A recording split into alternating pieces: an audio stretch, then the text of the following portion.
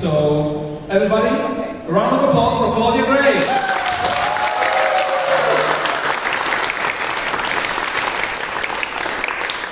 Yeah, I don't normally dress this way, but Claudia requested a Jedi in the interview, so yeah, that's my life now.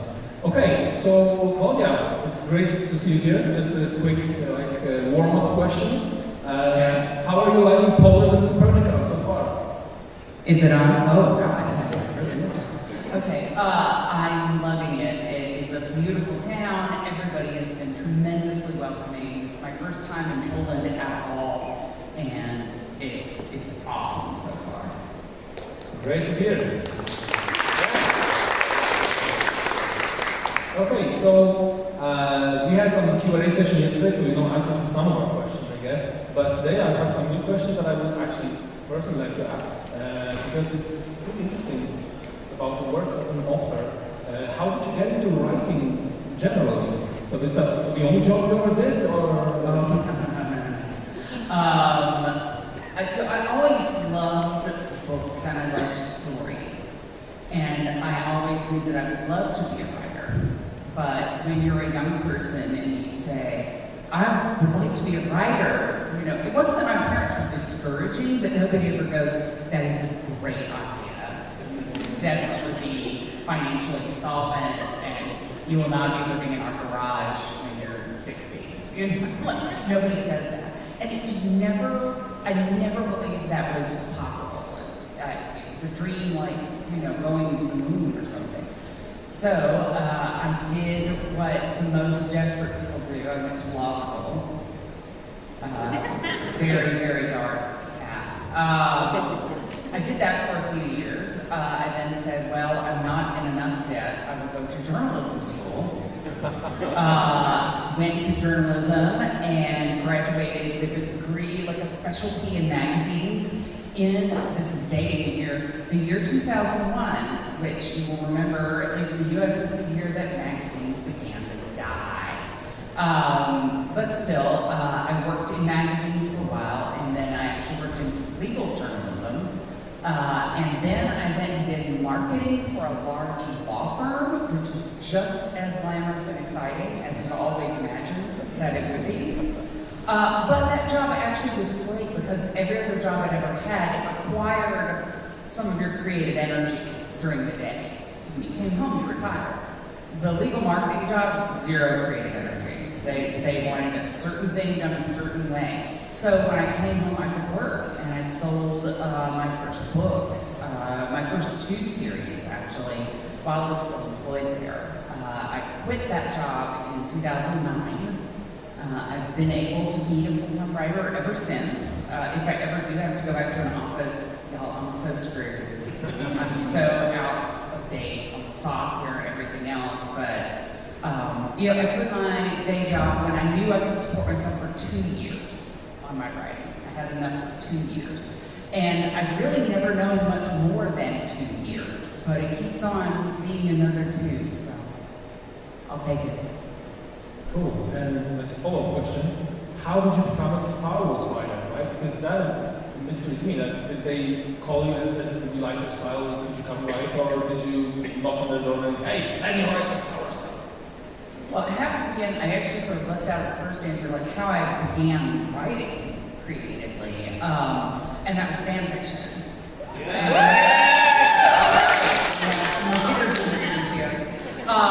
I got into it. It was like in the US, mass use of the internet started right around 1994, which also happens to be the year that the X-Files. So, like, obviously Mulder and Scully needed a kiss. And they kept on not doing that, and somebody had to do something. So, you know, so I started writing these stories, and I found other people, and this was back, we had like the modems that were so slow, it was like chiseling on a stone tablet and sending it to somebody, like that would have been faster. No images, anything, but, and also like when I studied this at schools, to younger people, they don't believe it, but I'm like, the first like 18 months of the mass internet, everyone was so nice to each other. It was, everybody was so you know, and I made friends and we would visit each other places. It was awesome. In fact, one of my very best friends I met through fan fiction. She lives in Northern Ireland. We've been friends now for more than 20 years. Well, anyway, I began writing fan fiction. Those first stories were not good. They were really not good. And then I remember I wrote one, and it also was not good. But one scene in it, but like the feedback before had been like, "Yay, I love Mulder and Scully," you know, that would be it. But then that scene, people wrote, "Oh, something like this happened to me once." I was like, "Oh, wait a minute, people respond to that, like emotionally, that meant something to them." I was like, okay, maybe try going that way. So I kept writing more fanfic, and then I'd always thought, well, how did you come up with enough stuff to fill a whole book? How do you do that? And then I had my first novel-length fanfic.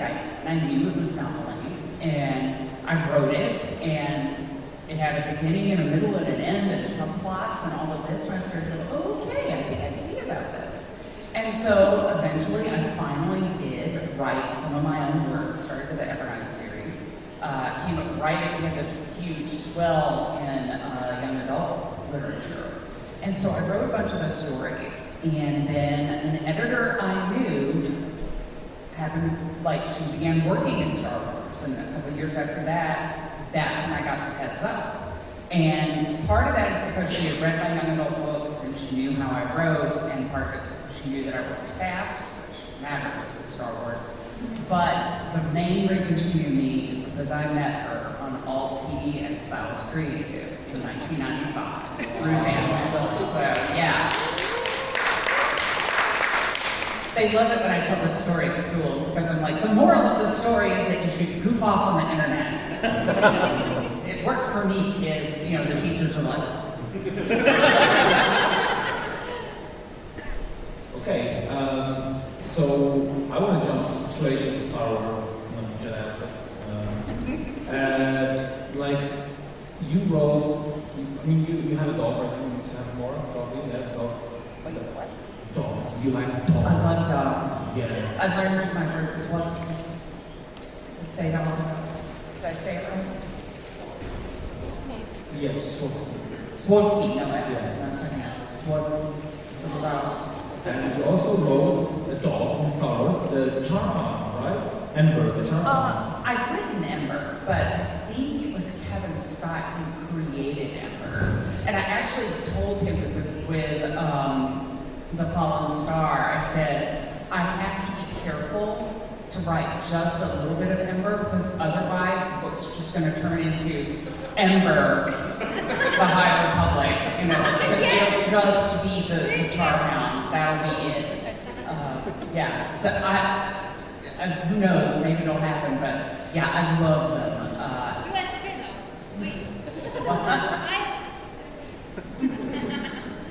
Okay, because I had a question because so maybe, yeah, I thought that you started writing, but then again, that must be my bad memory, but I thought Ember was based on your dog. No, I wish I had sort of a superpower dog like this. I love my dog, she's very, very sweet, but her main superpower is rolling over on her back so you can rub her belly. Like that's her number one ability that she uses in all circumstances, and I mean all.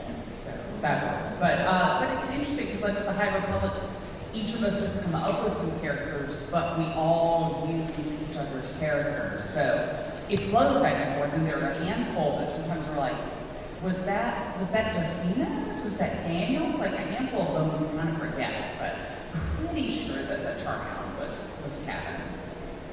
Okay.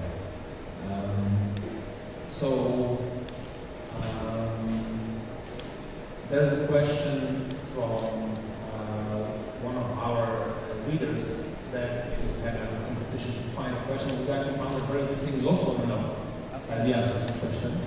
It is sometimes in Star Wars, it is known in the movies that the producers like put themselves in the film, and George Lucas was he was a character, but then it was in Clone Wars and stuff like that, and other people from the production crew as well, they put themselves in the film.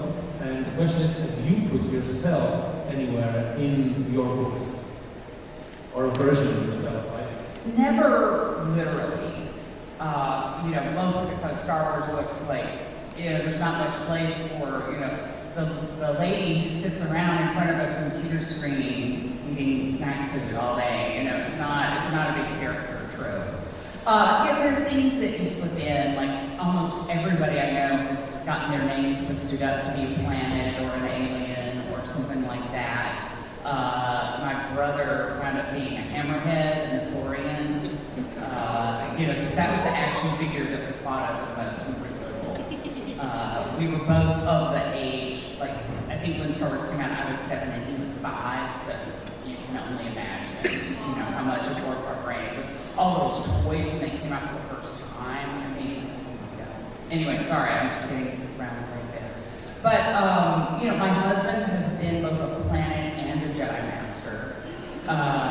And I mushed together our last names to come up with Geospecies, which is the Vintians. But I'm not Geo. I wish I had that kind of savoir-faire and that recklessness that he possesses so easily. No, but not me myself. Or rather, what I should say is, I think like most writers, there's some of me in almost all the characters. You have to find a little bit of something in common, I think, to write. And now when you're doing a lot of Star Wars stuff, because comic books as well, right? Do you have time for all your other series? For all my other series? Yeah. I literally, about a year ago, told Star Wars, I was like, I'm not doing any more for a year because I need to work on other things. I really enjoy doing it, but they really, they're going to take as much of my time as I give them. And I love writing Star Wars. I love the fans. I think it's awesome. But when you do work for hire, which is what we call it, you don't own that. You get paid a fee, and that's the end of it. And in the end, you have to spend at least as much time, and preferably more, on things that you do own.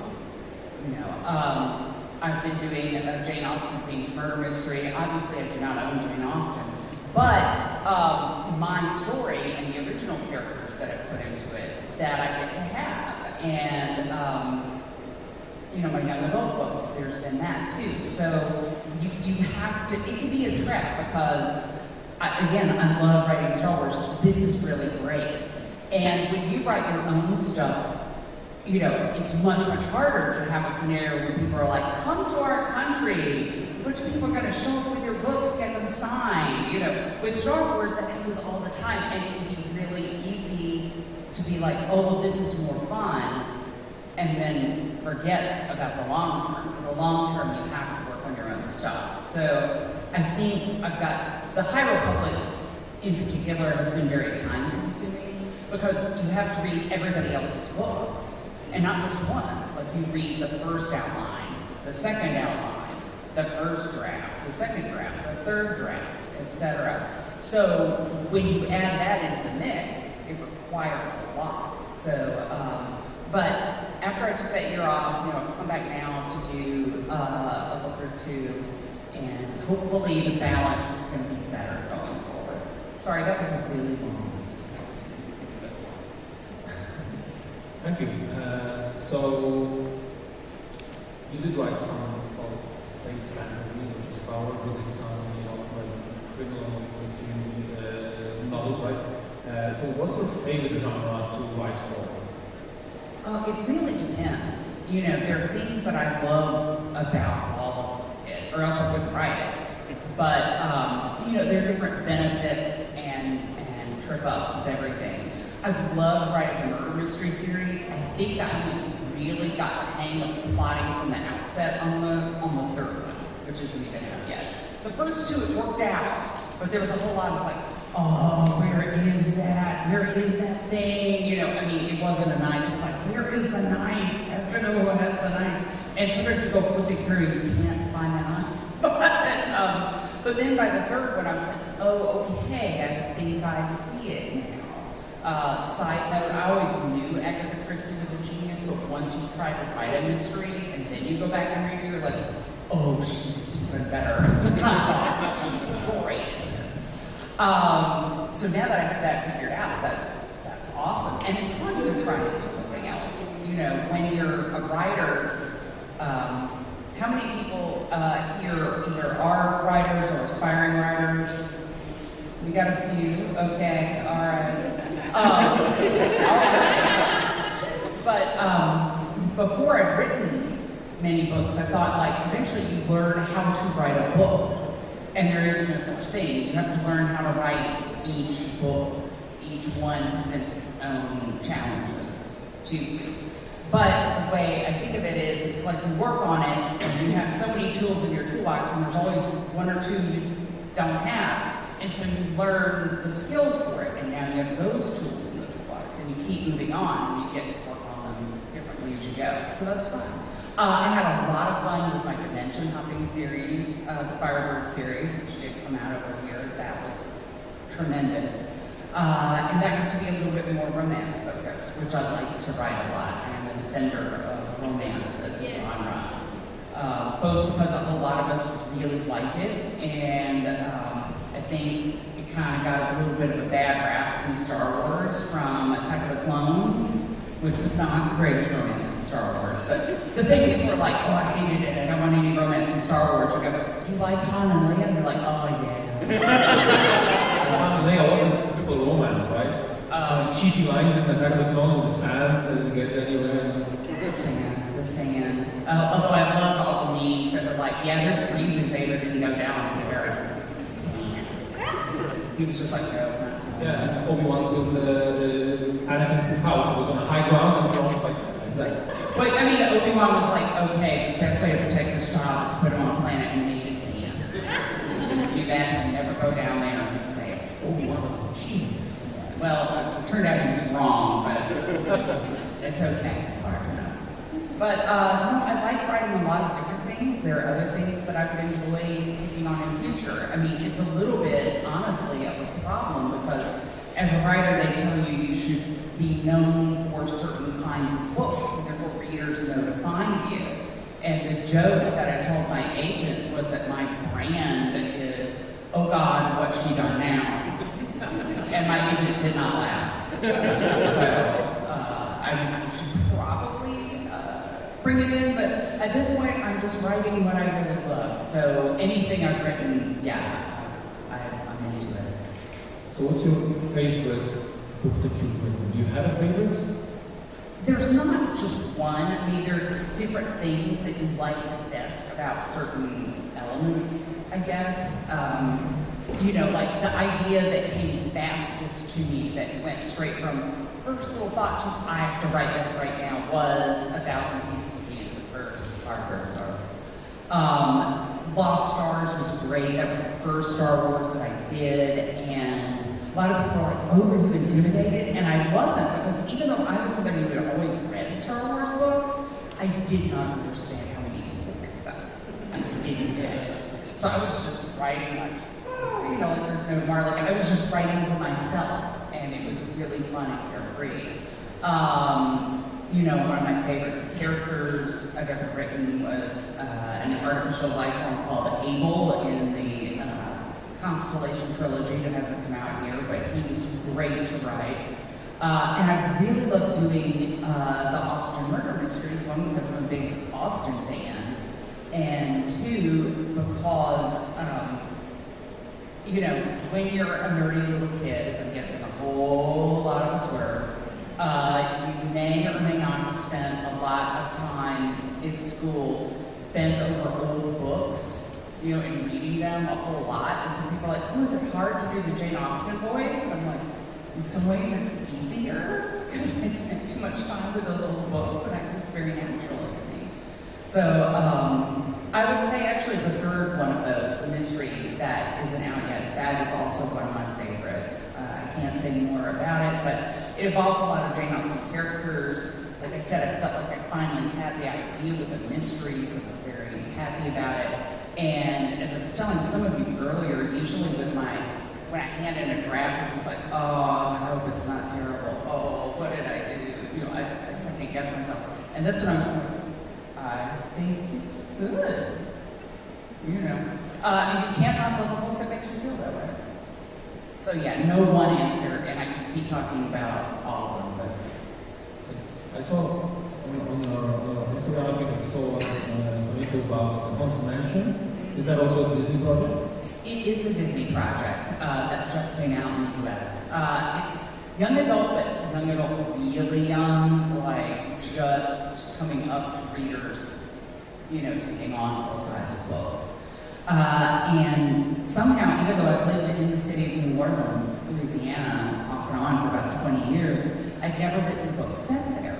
And the Haunted Mansion, each Haunted Mansion around the world has a different story behind it. They don't want it to all match up.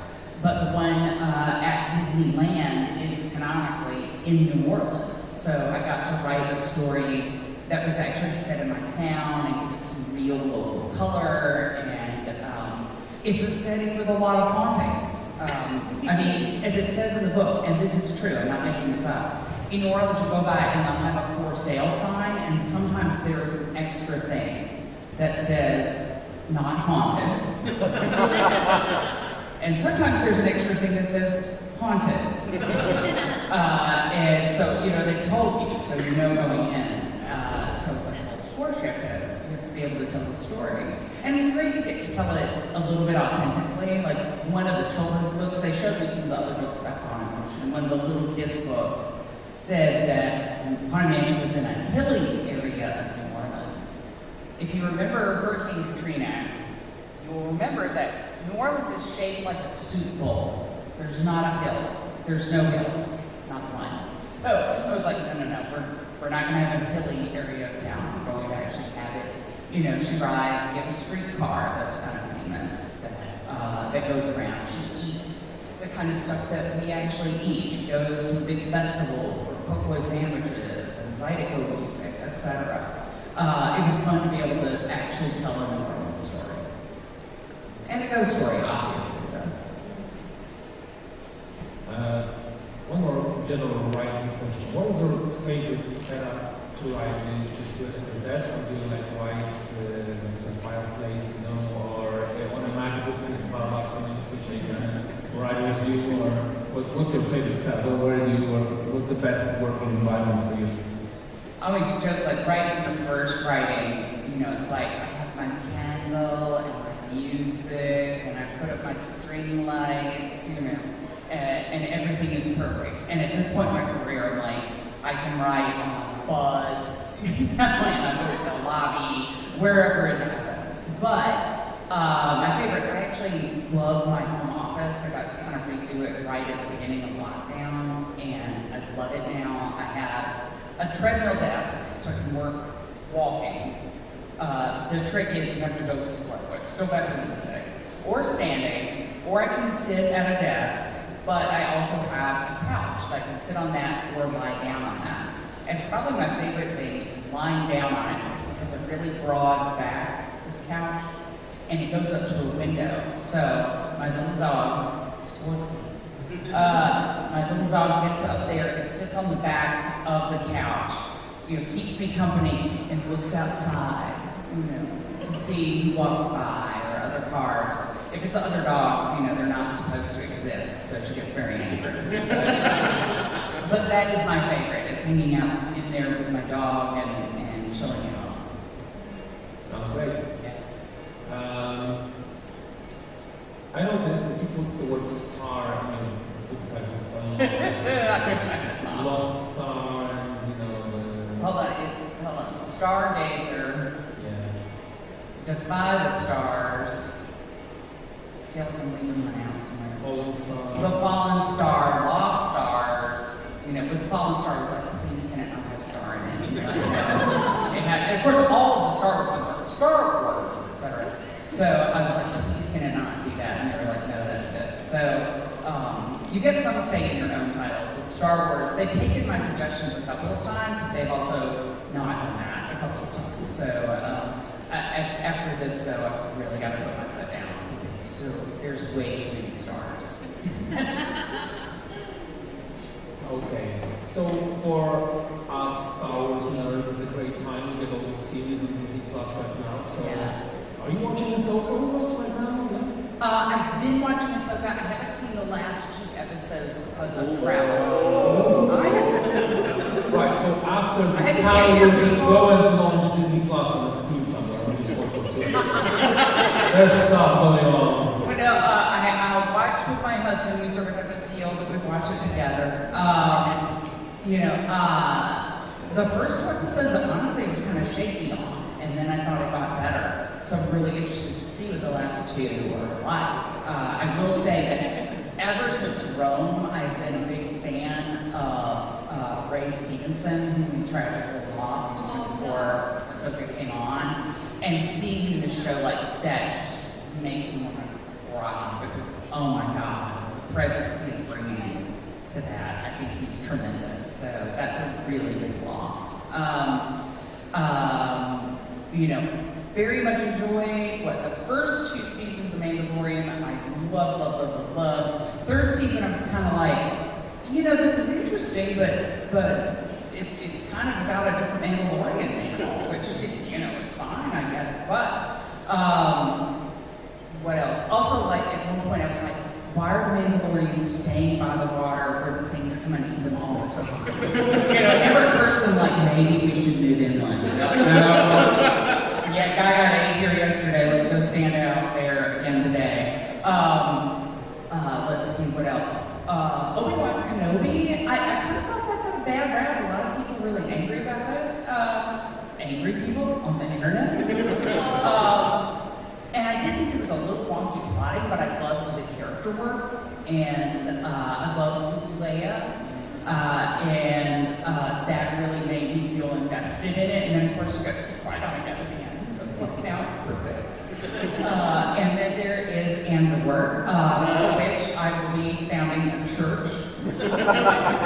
Stay tuned for more developments on that. I love that. The thing I always say is I feel about Andor the way Qui-Gon feels about Anakin. It's like, the one has come. It has come. Literally have watched every episode more than 10 times.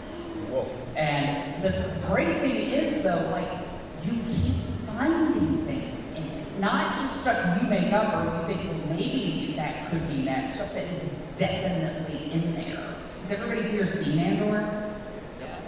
Okay, all right. Nobody's wasted their life. That's Who hasn't seen Andor yet? No, everybody's seen it. All right, this is a quality group of people.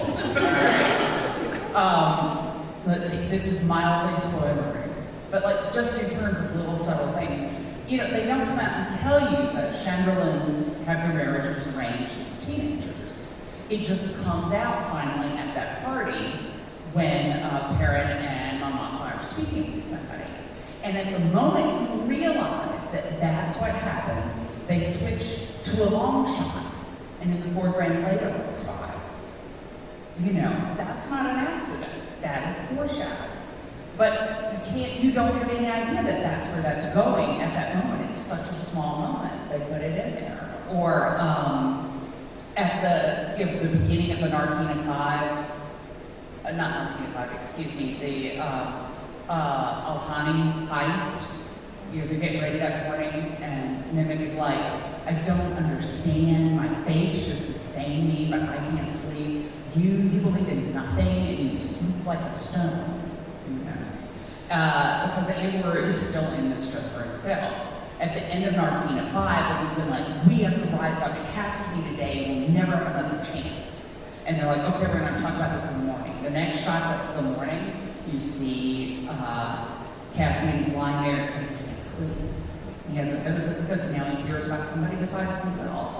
It's thing after thing after thing like that, where you see everything has a meaning and a purpose and a dimension to it. And for me, forever, I would believe the rebellion begins the moment Brasso will get that guy with Marva's prick. That's it. That's the second. Sorry, I could go on about this for literally another 3 hours. I'm gonna stop here. We'll just do Andor.com next year and invite you. We get so Yes. Andor, I guess, and we can Yes, I will come to it. talk. Great. So, you're obviously a Star Wars nerd like all of us, I guess. Do you have I'm sure you have some Star Wars memorabilia or stuff like that? Or what's your favorite item in your collection? Let's see. My absolute favorite item is actually still in my brother's keeping. Again, we fought over these toys. He won occasionally. But where we live in Mississippi, we grew up very near a river, and this river would swell up and threaten to flood every so often. Why my parents bought that house in particular, I'm not sure. But, I mean, literally we'd get within, less than a meter of the house. It would get really up there. So every 5 years or so, all of a sudden they would sandbag, and all of a sudden there'd be sand trucks and all these workers like hastily putting up a wall of sandbags because we're getting flooded. Well, one time they left across the street, which was vacant, like just, green area. They left this huge pile of sand. And what are kids with Star Wars figures going to do with that? They're going to go to Tatooine. So we played up with the figures out there all the time. We dig in and dig out. Well, anyway, literal decades go by. The scene very slowly is eroding. And then finally, somebody had come over there to clean it out, and one of the workers came over and knocked on my parents' door. By this time, both my brother and I are in our 30s. But anyway, they're like, we found this. Does it belong to this house? And it was one of our little Star Wars dudes. He had got a long tour of duty on Tatooine. So they took him in and washed him off, and my brother has it, which is great. My favorite is a thing that I got. I don't remember what it came in or with. I don't think I bought it on its own. But it's a thing called your Galactic Passport. And I think I was about 11 or 12 when I had it. And you filled things out on it, and it had stickers that would be like, yeah, I went to Endor, I went to this. And they left some out, so I made up my own. I made them with pen and crayons, and I glued them in the back. And at the beginning, it has where you can fill out your name, what planet you're from, etc. And they had like, are you an X-Wing pilot? Yes, no. And my favorite thing is, I had checked no. And then I scribbled it out because all of a sudden I realized, like, oh, I can pretend. I'm not actually filling out an official document. There's like, yes. So that's my favorite. That I still have. Okay, I know that we don't have a lot of time, but maybe we could get some questions from the audience now. Yeah. Ktoś ma pytanie, to...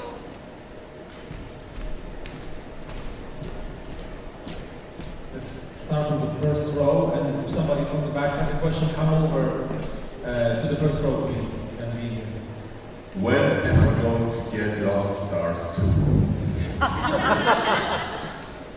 I still believe that's going to happen eventually. When, though, I don't know. I would have thought that we would be there by now, to tell you the truth. But, I have ideas in my head that I would like to do. Like, I would never write a Lost Stars 2 just to do it. Like, I would have to feel like, yes, this is a story that I want to tell with these people. And I think it's worth it going back there. And it had to wait a while because, Lost Stars bounces off canon. And for the longest time, we didn't have any canon in that time period after Jakku. But now, thanks to The Mandalorian, some other things we do. And so, okay, now there's stuff to work with. So, but I don't know. It's going to be whenever Lucasfilm decides, like, yes, we would like to do this, when that is going to be. Your guess is as good as mine.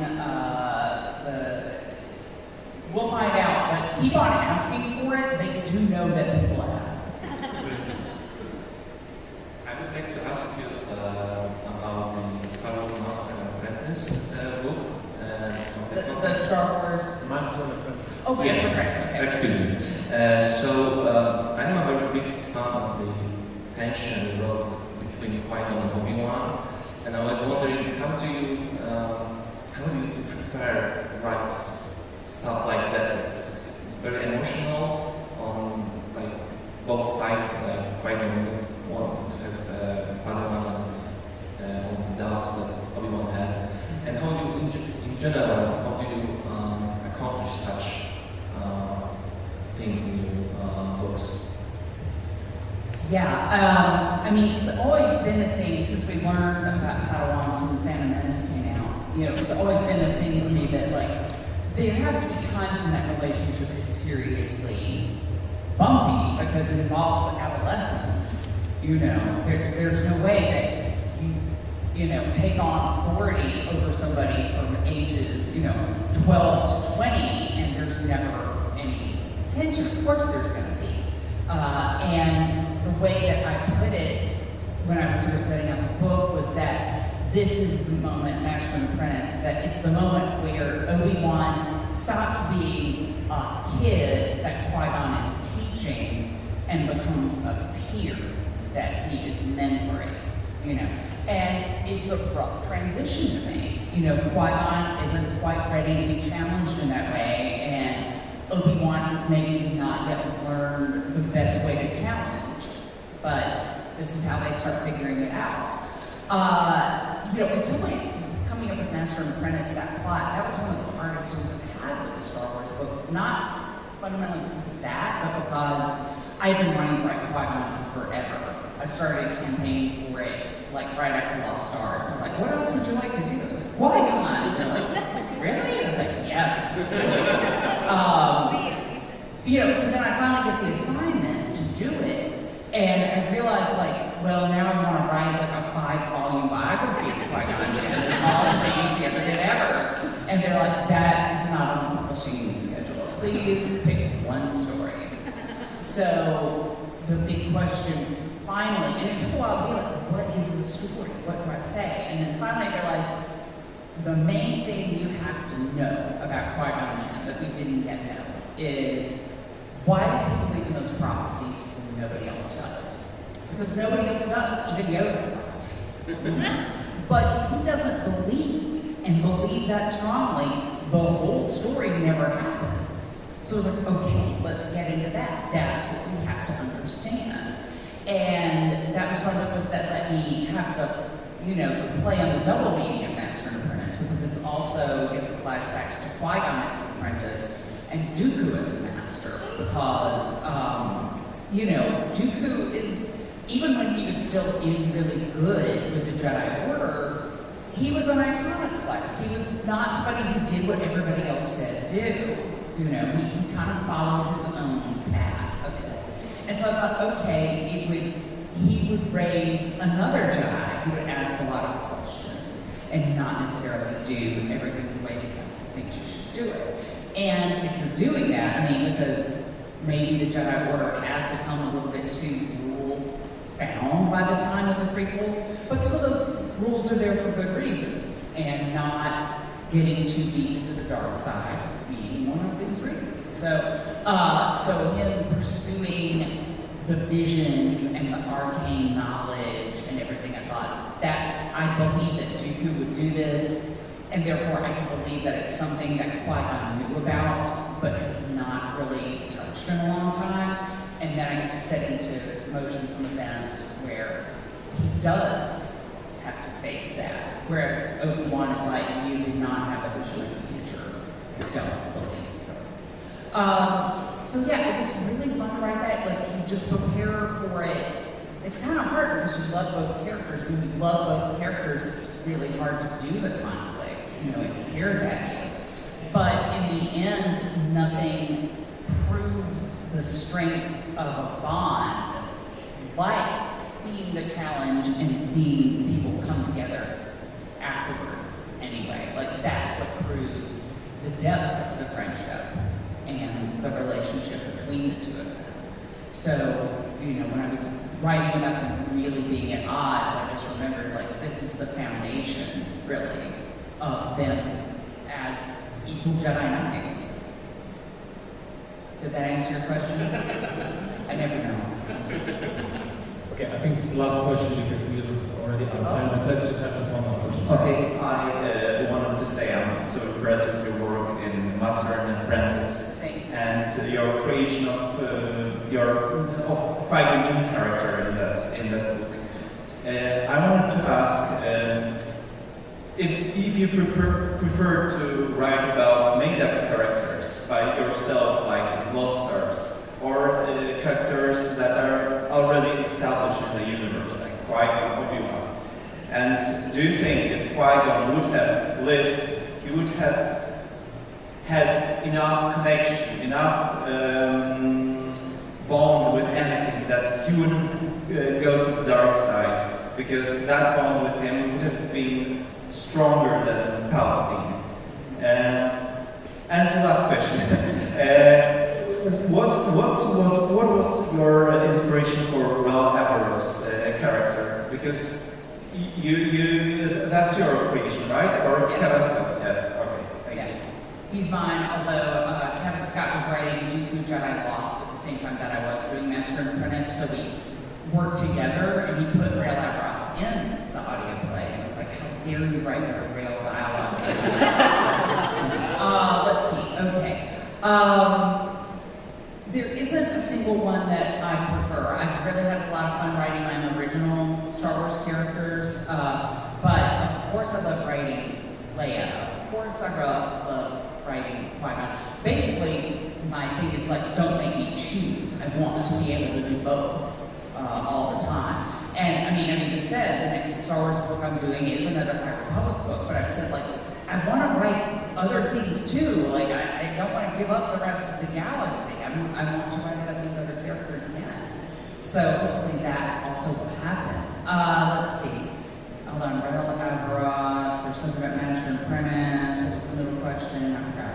The one about Anakin, if you would... Okay, all right, I have feelings about this. So, it's kind of a popular thing, like, oh, Qui-Gon, it would have been fine. And I'm not convinced that if Qui-Gon had been Anakin's master, that it would necessarily have gone tons better. Because Obi-Wan and Anakin actually had a really strong relationship.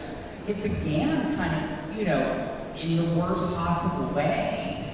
And also, like, I think we gotta give Obi-Wan some respect, because, usually you would be a Jedi Knight for years or decades before you'd be a master and take on an apprentice.